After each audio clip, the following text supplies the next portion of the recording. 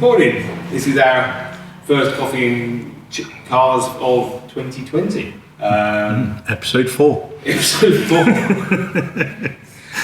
It's only been a year. Yes, we do apologise for being away, but as we said in the Used Car Club catch-up video, we are going to be putting out more content now, so what better way to start than Coffee and Cars, or Monster energy drink and cars. Hint, hint.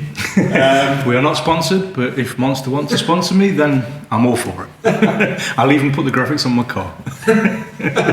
Which one? Well, yeah. That's another thing we need to talk about. We did. But yeah, so we've got numerous cameras set up, numerous mics, so let's do this. Yeah, and this actually format could become a podcast maybe. Yeah. So, I think it's got legs. Yeah. So yeah, all wheels in our case. But yeah, so taking influence from Sam from Seeing Through Glass and his podcast on episode Behind the Glass, I think is quite a good idea, like keep up with car news and stuff. Obviously they're more sports car related and things because of their channel. Yeah. I quite like the fact that we're more down to earth and like what my dad says, champagne tastes but beer money. So yeah. I think he's spot on there. So our budgets don't stretch to the Ferrari F360s and stuff. No. So yeah, we'd be we've got the Audi TT, so that's about as far as the budget stretches. So anyway, getting into the first episode, I've, as Jeremy Clarkson says, been on the internet and looked at a few things. Obviously, with the situation at the moment with the lockdown and we're allowed to say it. Yeah, you can say it. COVID-19. We're not monetized, you've got nothing to lose. Alright, so yeah, with the COVID-19, obviously we've not been able to get out and we've not been able to do any videos and stuff as such. So the first one that I've sort of come across was the government to allow car showrooms to open, the first. Yes, I mean this only makes sense really. Car showrooms opening for the 1st of June. Car showrooms are big spaces normally. There's ample space to socially distance. They don't have hundreds of people through them every day like your average Tesco's or something. So, to be fair, they could have probably been open earlier with taking sensible precautions, but the government didn't want to make any guidelines out there that people then take advantage of. Go for a drive to Durham or something. Yeah. I've seen just recently, locally, a couple of the showrooms started to put their stock back out. Yeah. A lot of them. I went past one the other day and it looked like they were sort of having a thorough clean and tidy inside and shuffling cars around. So, I mean, it can only do the industry good to be back open. What it will do for spending, I don't know, because a lot of people at the moment, if they're furloughed, if they don't know if they've got jobs, if they're self-employed, not sure what shape their industry is going to be in when they return. Yeah. It might not encourage sales in the short term, but people will start browsing. There will be people buying. There are always going to be people with money out there. There's people who make money out of crises, so it's not something that's out of the question. But no, it's good. It's a good step. It should take a lot of people out of furlough and put them back into work, which is another good step. And a car showroom, a bit like our studio, it's easy to maintain a 2 metre distance. It's not a difficult space to work with. You don't need to be on top of each other. You can do a deal. What do you think they'll put in place with things like, obviously, at the moment we're using hand sanitizers and wipes and stuff. Someone goes for a test drive. I would think, I'd like to think, the procedure I would personally put in place would be to have a member of your cleaning staff, the Valeton team, there. Someone comes back from a test drive, they sort of, wearing correct PPE, they go in, wipe everything down inside with an anti-bac wipe, or sort of light disinfectant, just to make sure, steering wheel, gear stick, door handle, just give it a quick once over and then that should be fine. As long as the people that have taken the car out aren't showing symptoms of themselves taking precautions, that's the best you can do, really. The only thing for me is the sales assistant normally comes with you. How does that work? Because you're not going to be too mean. I would say they'll be doing unaccompanied drives. I can't see any way for them not to. So if anyone fancies stealing a Ferrari, now's probably your time. We're not advocating that. We don't advocate stealing a Ferrari. Just putting that out there. But let me have a go in it. Yeah. But yeah, I mean, it's a good thing. Everywhere is having to adapt. It's just a case of how you do it safely and sensibly. Yeah. So obviously, again, with this lockdown and things like money being tight, and government sort of letting things slide a little bit or giving you donations, I suppose. London congestion charge to return with a 30% price hike. Yes, well, Transport for London are having to recover money that the government fronted them to keep functioning, really. And they would have lost a lot of money from people not travelling by bus, people not travelling by tube. So they've got to get it back somewhere. I don't know how the funding that they received from central government worked. I would guess it was in the form of some sort of loan rather than a grant. So now they've got to obviously pay that back at some point. The problem being is the lockdown wasn't our fault, but now we're being penalised by a huge increase in taxes. Going to. Unfortunately, that is likely to increase, which is obviously going to affect new car prices.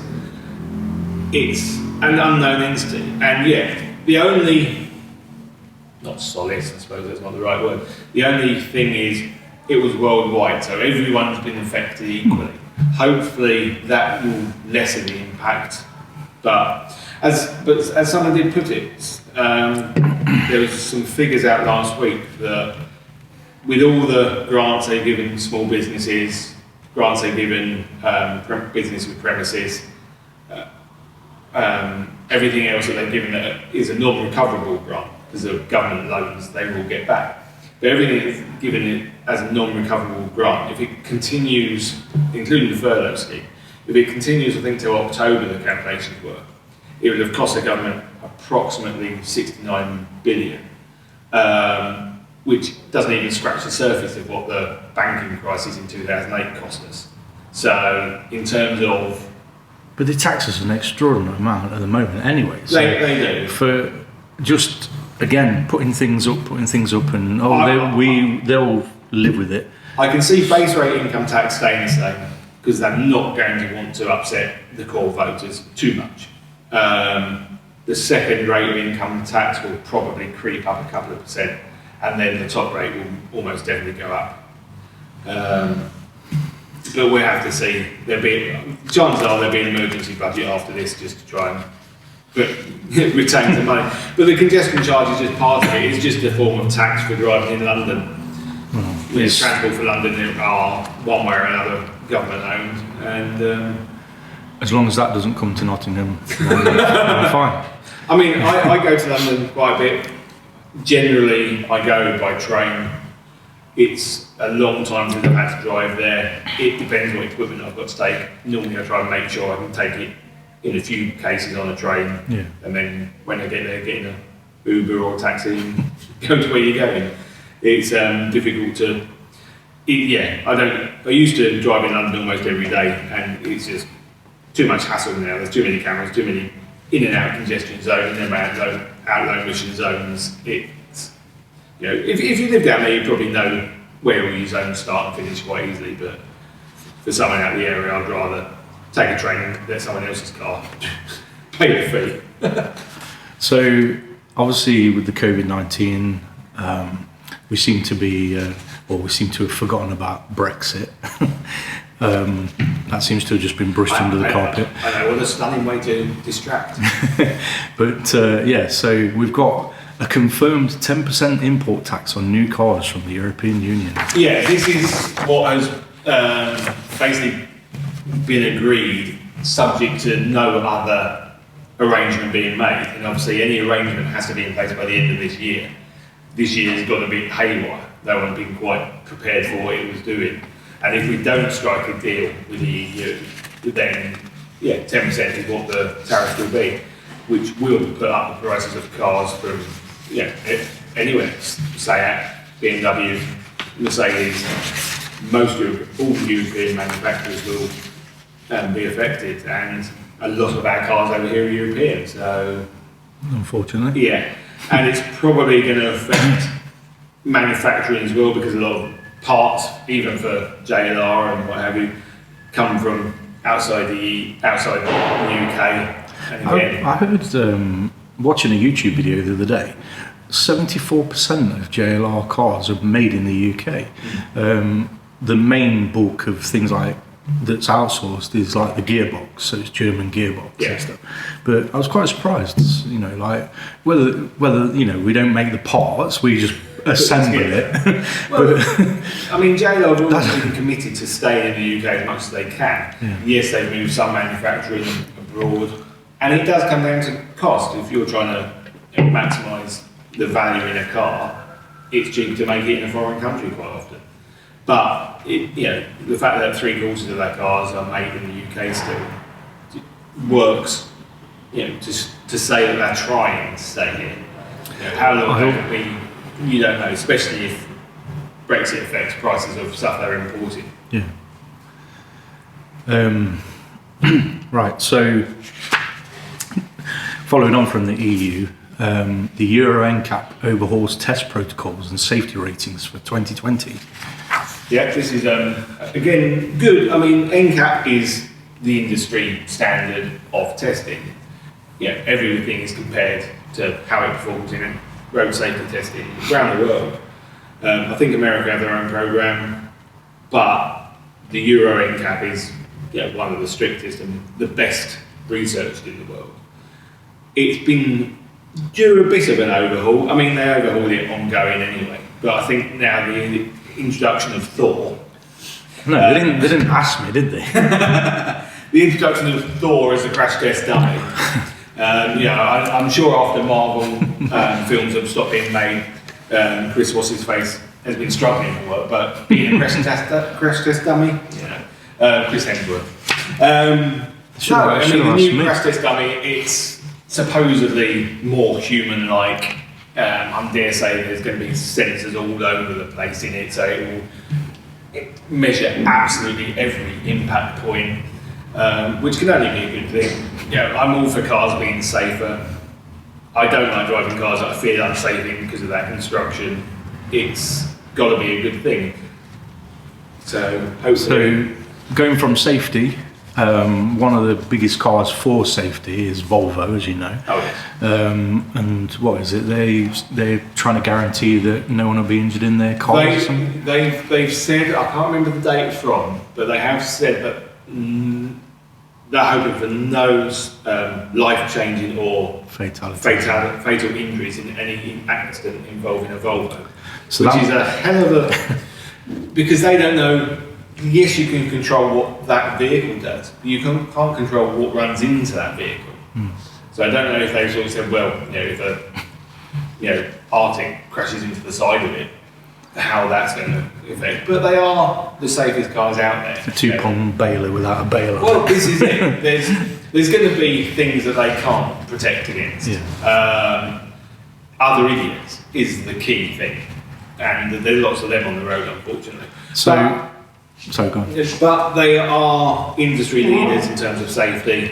For those that don't know, Volvo designed and then released to the world for free, no patent, no license, the 3-point seatbelt that every single car uses. So they know their stuff when it comes to safety. You're not biased in any way at all. I drive a Volvo every day. No, nothing to do with it. Nothing to do with it. But to be fair, it is. You do feel safe in it. It does feel like a solid lump. And it tells you whenever there's a problem. So Volvo have introduced a 112 mile an hour speed limit, which is something that's going to be in their new cars. Is that because of electric, or is it because of any new car? Or I'm not entirely sure why they've excuse me. Come up with this, because most cars are limited to 155 as it is anyway, just due to I think it's Japanese regulations. that just mean that that's where they sit. Yeah. There are ways around these things, and I'm sure clever black box people will come out with ways around this. But there's no, apart from German autobahns, there's nowhere in Europe that you can do more than that sort of 70, 80 mile an hour. So you don't need anything more than 112. And maybe some boffins in Volvo have worked out that if they keep the top speed below that, then they can work on this no deaths thing a lot easier. They've worked maybe over 112. There's certain things that they just kind of predict in terms of impact results. Do you reckon they'll do like what Mercedes do, where you can pay for increased speed? Well, it's interesting. See, I mean, Volvo, people don't think of Volvo as high-speed cars. No. But they are high-power cars. You know, I mean, my D5 engine puts out 170 brake horse, or just a part. And most people will know of the T5. Yeah, Volvo had always been Grandad's car. Then one day in the late 80s, early 90s, they brought out the T5 estate, which the police bought because it was very, very fast.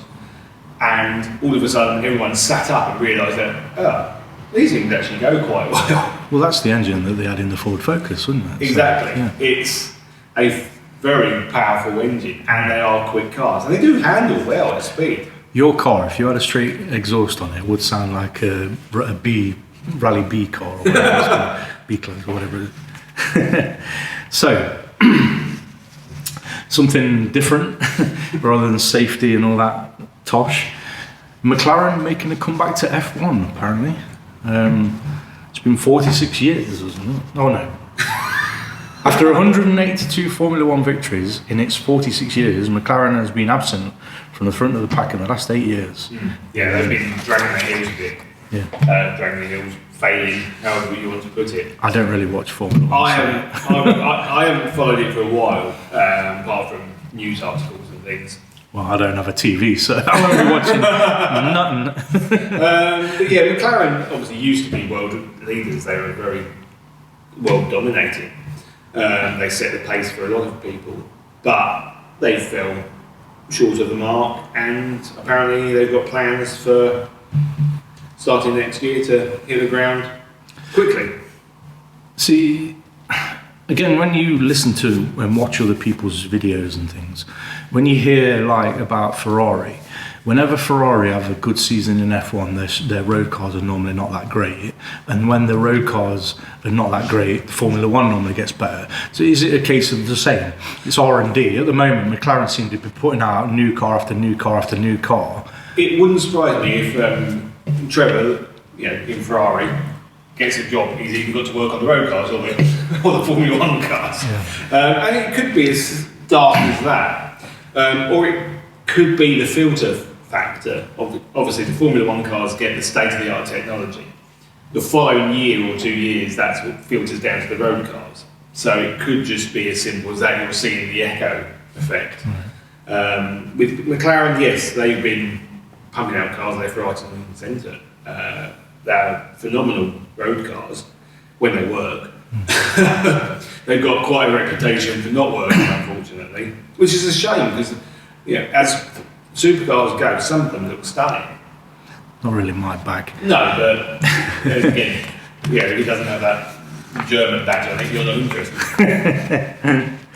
So they're making a comeback to Formula One, which is not going to be cheap. No.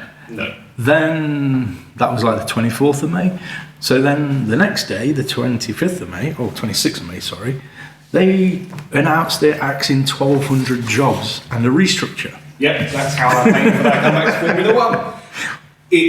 I feel very sorry for anyone that's lost a job recently. They're quoting COVID-19 as being the main cause of this, as are EasyJet, British Airways, everyone else has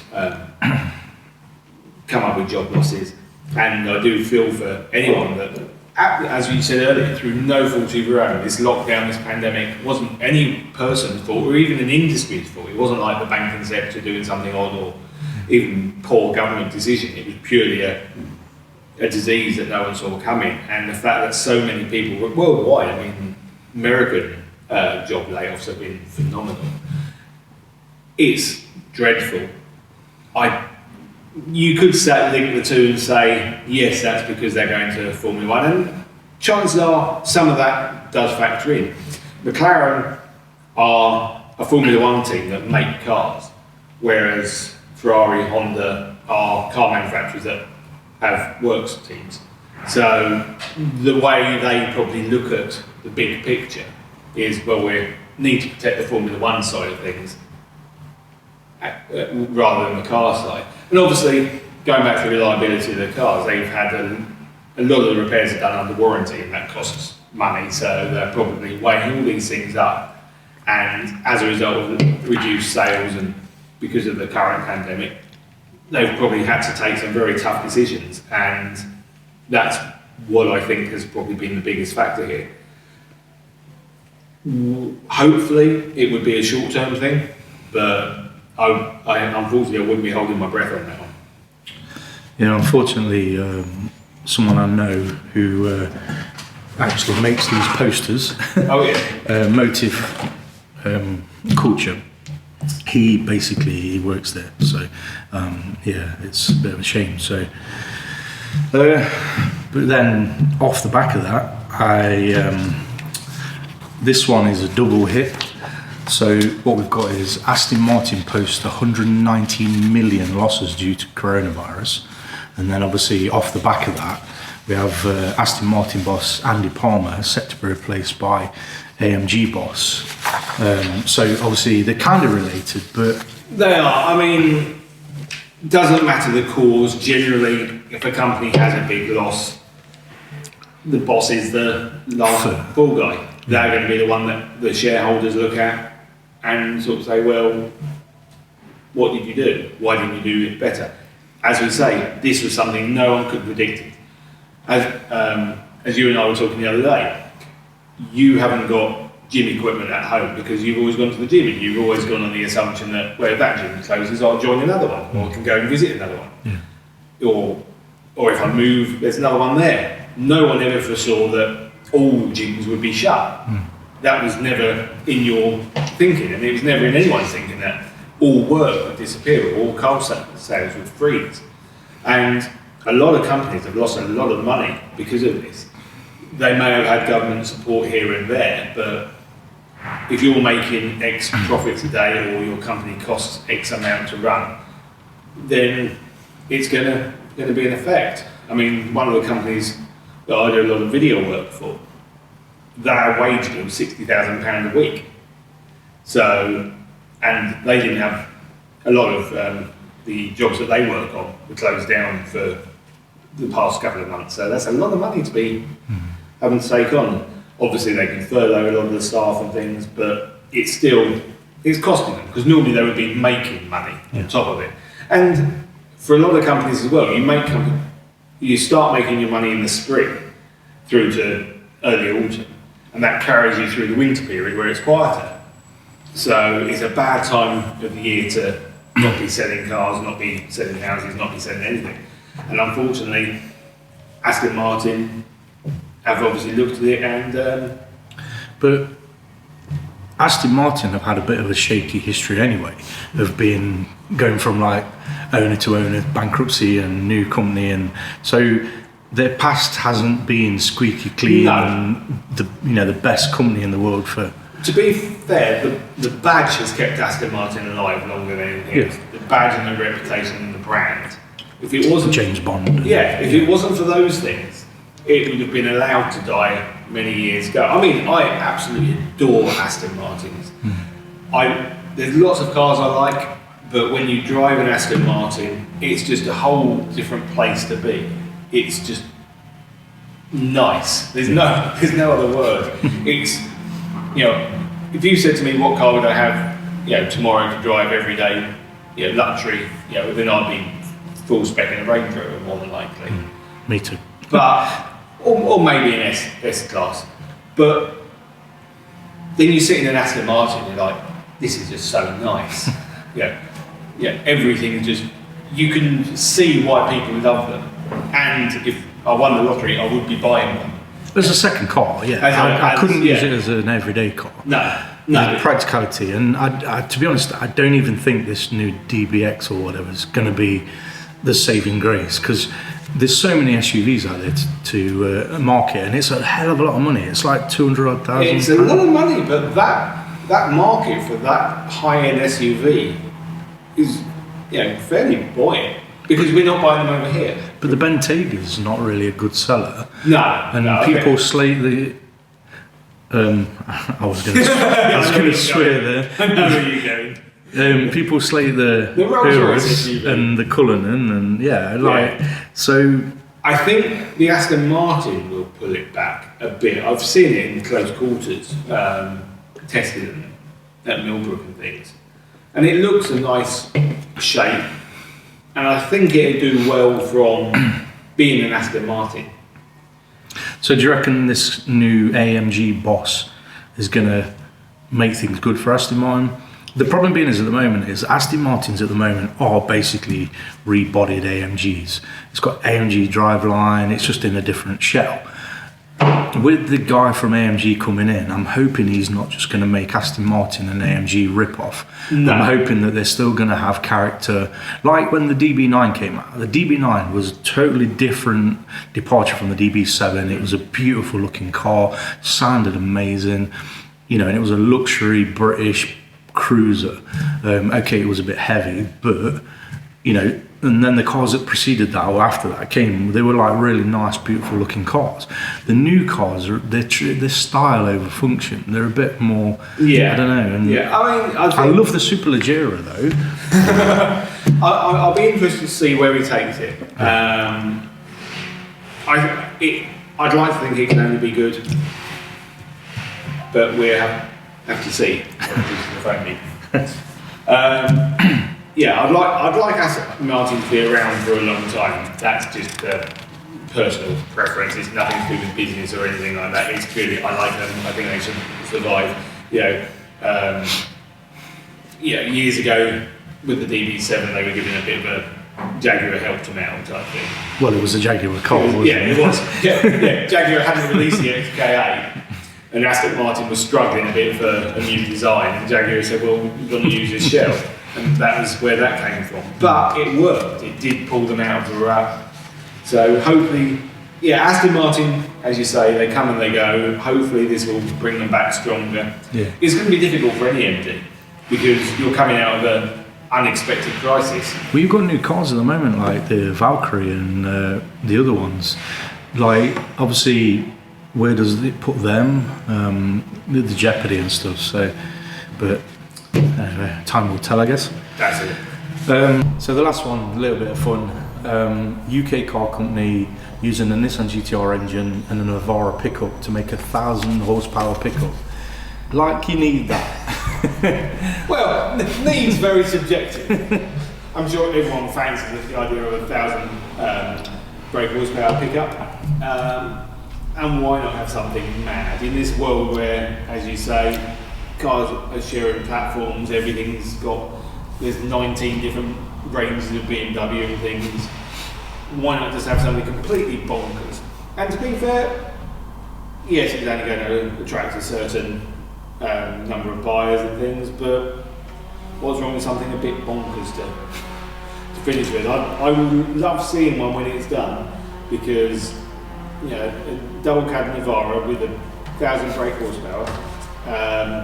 It's like the the Nissan Duke, which was GTR underpinnings. Yes, these are the. But I can understand a Navara. Navara's a bit better looking than a Duke. Well, not a bit better looking. A lot better looking. I think there's always room for a bit of madness in the car world, and that's a brilliant idea if you ask me. So I'm all for that. So that's about it really, but sorry that it's been a bit dull, kind of COVID-19 and electrics and taxes and whatever, but I suppose that's the car news. That is pretty much the car news, so... obviously, hopefully once the lockdown and the COVID's... So hopefully once the lockdown and the COVID's over, we might be able to get back to some kind of normality, and there'll be some releases of new cars. excuse me, I know that things have been spotted, so the Nuremberg is open now, and the GT3 and stuff's been spotted, and that's it. So I think there's a lot to come, because there's a lot that's been waiting, because we've had 3 months of nothing. Yeah. So thank you for watching, and we will see you next time. Ciao for now. Bye.